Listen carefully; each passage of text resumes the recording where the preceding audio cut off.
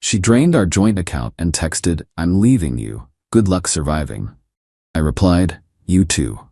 She didn't realize the account was set up as a business line of credit, solely in her name. The bank began calling her about the $80,000 debt within the hour. I, 31 male, was with Chloe, 29, for 6 years, married for 3. The text came while I was at my desk job on a Thursday afternoon. "Just emptied our account. I'm leaving you for someone who actually has ambition. Good luck surviving without me. BTW already filed for divorce. Don't try to find me." I stared at my phone, then logged into our banking app. Sure enough, the account we'd been using for household expenses showed the previous balance, $80,000. Here's the thing about that account though.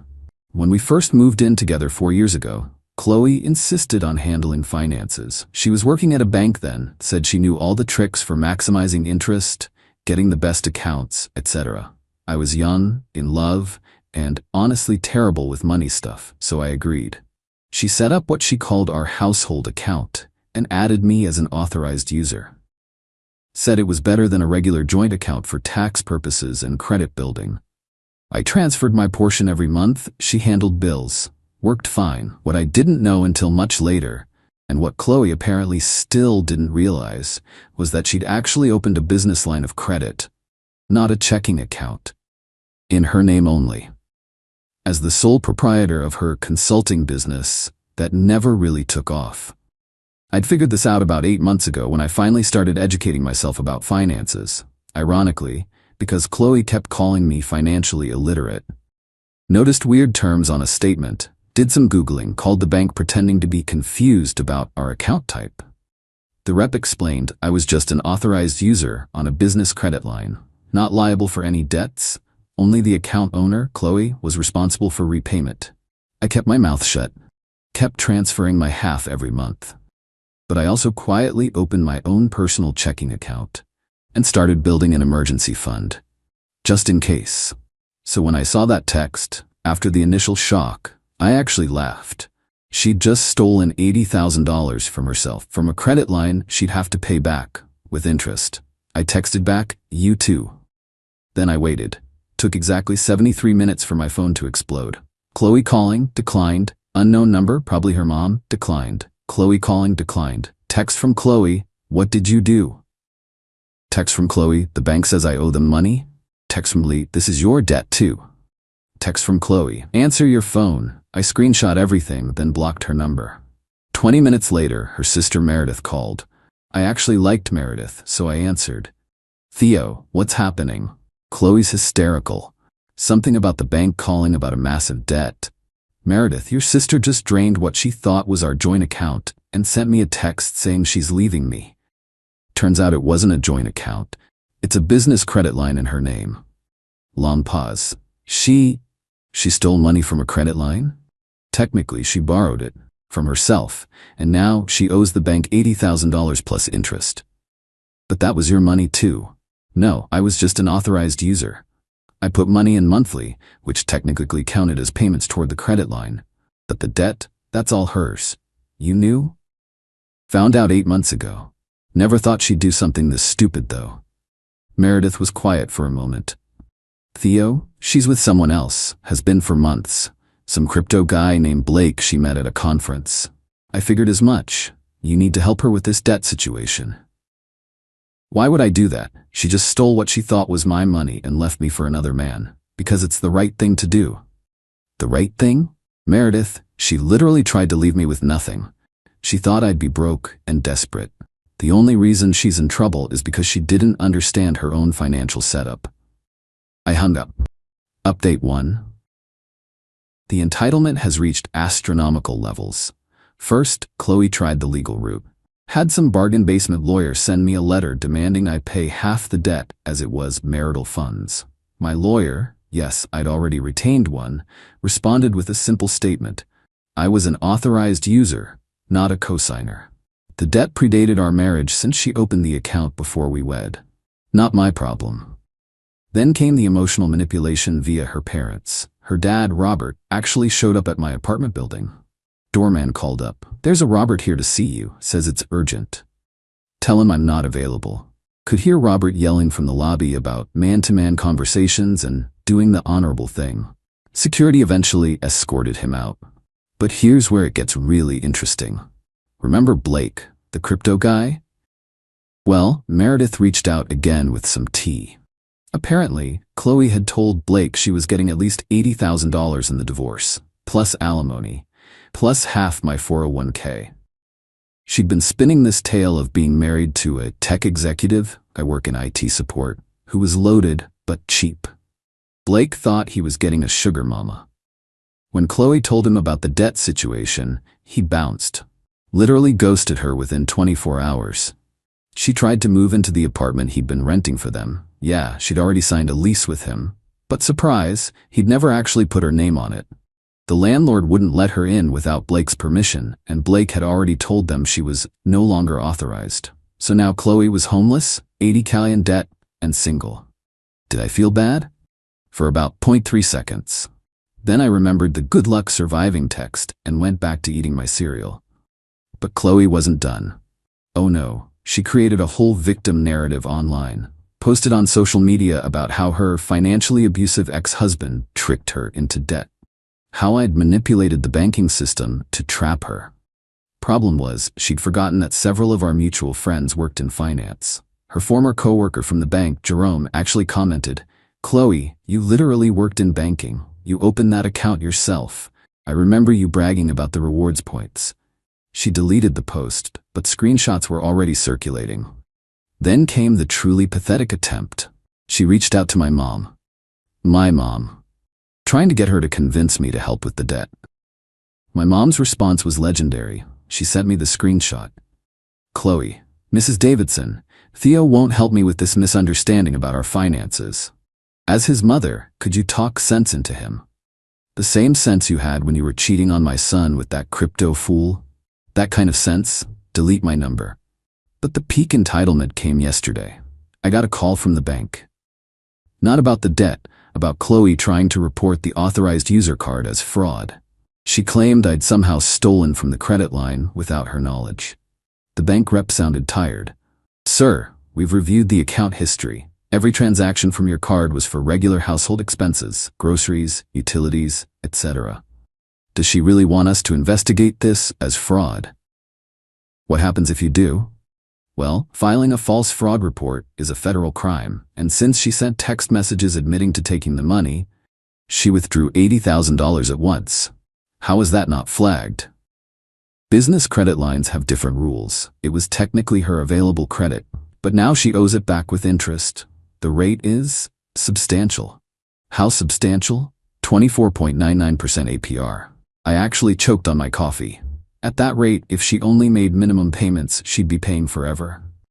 Update 2. The spiral accelerated faster than I expected. Chloe's lawyer dropped her after she couldn't pay the retainer. She tried representing herself in our first divorce hearing, showed up in designer clothes, probably bought with the stolen money, and demanded alimony because she was accustomed to a certain lifestyle. The judge looked at her financial records, saw the $80,000 withdrawal, saw her texts admitting to taking it, saw that she'd been employed full-time until she quit 2 weeks ago, apparently thought she wouldn't need to work after cleaning me out. "Judge, ma'am, you withdrew $80,000 from a credit line, quit your job, and now want your ex-husband to support you?" He tricked me. He knew it was a credit line. "Did he force you to open the account?" "No, but..." "Did he force you to withdraw the money?" "No, but he should have told me." "You set up the account. You managed it for years. You work in banking. Ignorance of your own financial instruments is not your ex-husband's responsibility." Zero alimony. She actually owes Emmy money because she drained accounts that had marital funds in them. The $80 included my contributions over the years. But here's where Chloe's entitlement went nuclear. She started calling my employer daily, claiming I'd stolen from her, that I was dangerous, that they should be aware they employed a financial predator. HR pulled me in for a meeting. I explained the situation, showed them the divorce papers, her texts, everything. They were actually sympathetic, but said the calls were disruptive. That's when I played my ace. See, I'd been recording everything, legal in my state with one-party consent. including a voicemail where Chloe explicitly said, "I'm going to call your job every day until you pay my debt. I'll make up whatever I need to. They'll fire you eventually." HR's face went pale. Legal got involved. They sent Chloe a cease and desist. She violated it within 48 hours. My company pressed charges for harassment. But wait, there's more. The bank started collection proceedings. Chloe missed her first payment because she'd blown through most of the $80,000 already. How? Well, according to Meredith, who was thoroughly disgusted with her sister at this point, first-class tickets to Costa Rica for her and Blake, $12. Designer shopping spree, $15,000. Deposit on a luxury apartment she couldn't actually afford, $8,000. New car down payment, $10. Couldn't get approved for the loan though. Cosmetic procedures she'd been wanting, $7. The rest went to hotels, restaurants, and investing in Blake's crypto scheme. When the bank started calling about missed payments, she tried to negotiate. Claimed financial hardship. They asked for proof of income. She had none. She'd quit her job, remember? They accelerated the debt. Full $80 plus accumulated interest due immediately. Chloe's solution? She tried to get Robert to co-sign a consolidation loan. He refused. She tried her mom. Also refused. Even Meredith said no. Then she hit absolute rock bottom of shamelessness. She started a crowdfunding campaign. Help a domestic abuse survivor recover from financial exploitation. I kid you not. The campaign included photos of her crying, a completely fabricated story about how I'd manipulated her into debt through complex financial schemes, and a request for $100K to rebuild her life. It raised $37 in 3 days. Someone donated $2 with the comment "lol." Meredith sent me screenshots of Chloe melting down in their family group chat, demanding everyone share the campaign, calling them unsupportive when they refused. Her own aunt responded, "Chloe, everyone knows what you did. Stop embarrassing yourself." Update 3. The legal consequences started hitting. Remember the harassment charges? Chloe got arrested at her parents' house. Robert had to bail her out. The conditions included no contact with me or my employer. She violated those conditions within a week by creating fake email accounts to send anonymous tips to my company about my criminal behavior. IT traced them back to her IP address. Back to jail. This time, Robert didn't bail her out immediately. Let her sit for 48 hours to think about her choices. Meanwhile, the divorce was finalized. She got her personal belongings, her car, that she was making payments on. 40% of the marital assets would have been 50%, but the judge factored in the $80 she took. I kept. The apartment was mine before marriage. My 401k, protected since she withdrew the $80K. My sanity. She had to pay. The $80K credit line debt. My legal fees. Judge ruled her behavior was malicious. Court costs. The total she owed between the bank and legal fees? About $95. Her solution was spectacular in its stupidity. She tried to declare bankruptcy. Except, she'd transferred some assets to her parents to hide them before filing. The bankruptcy trustee found out, of course they did. It's their job. That's bankruptcy fraud. A federal crime. She panicked and withdrew the bankruptcy petition, but now she was under investigation. During all this, she was still living with Robert and her mom. From what Meredith told me, it was rough. Chloe expected to be treated like a victim. Instead, her parents made her get a job. She's now working retail, pay rent, do chores, attend financial literacy classes. The irony. She lasted 2 weeks before having a meltdown about how everyone was punishing her for falling in love with Blake, who hadn't contacted her since disappearing. Then came the last desperate play. She reached out to my ex-girlfriend from college, Amber, on social media, tried to convince her that I was some kind of financial mastermind who'd conned them both, wanted to team up to expose me. Amber's response was perfect. She sent me the screenshots. "Chloe, I dated Theo for 2 years. He's literally the most straightforward person I know. We broke up because we wanted different things, not because he's some evil genius. Also, girl, you stole $80K and got caught. Take the L and move on." But my absolute favorite part? Last week, I ran into Blake at a coffee shop. He tried to avoid me, but we ended up in line together. So I said, "How's the crypto going?" He looked embarrassed. "Look, man, I didn't know she was married at first. Don't care, but I am curious. Did she ever invest in your scheme?" "Yeah, about $15K. How'd that work out? The coin crashed. It's worth maybe $300 now. I actually laughed out loud in the coffee shop. Final update. The conclusion is both pathetic and predictable. Chloe's debt to the bank went to collections. Her credit score is destroyed. She'll be dealing with this for the next decade minimum.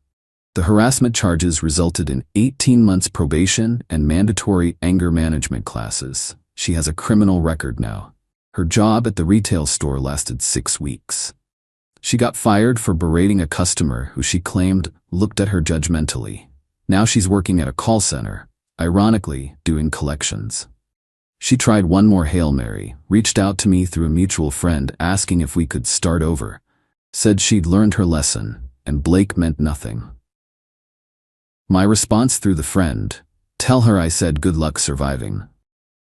The mutual friend later told me Chloe went ballistic, screaming about how I'd ruined her life and set her up. Robert finally kicked her out after she tried to steal checks from his checkbook. She's now living with a cousin who charges her market rate rent and requires first and last month up front. Meredith and I actually still talk occasionally. She told me Chloe recently said at a family dinner that she was the victim of a sophisticated financial conspiracy and that I'd probably been planning this for years. Her uncle, who's an accountant, responded, "Chloe, you opened a credit line, forgot it was a credit line, stole from it, and got caught. The only conspiracy here is how you graduated from college." As for me, I'm doing fine.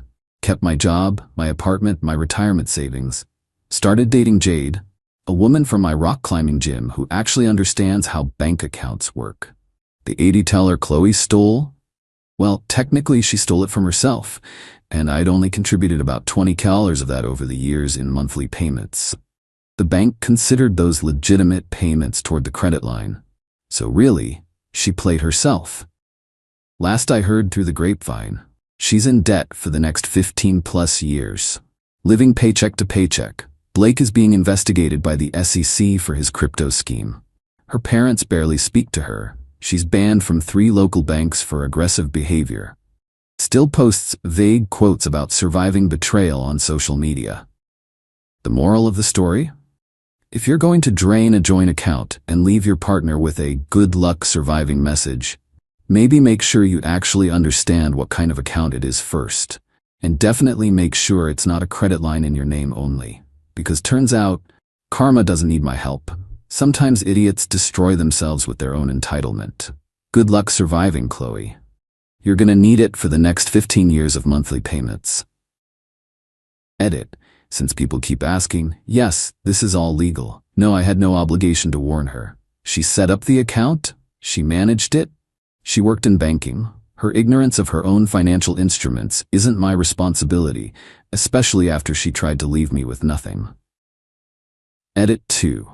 For those saying I should have told her, she literally sent me a text saying she was leaving me and to good luck surviving after stealing what she thought was our money.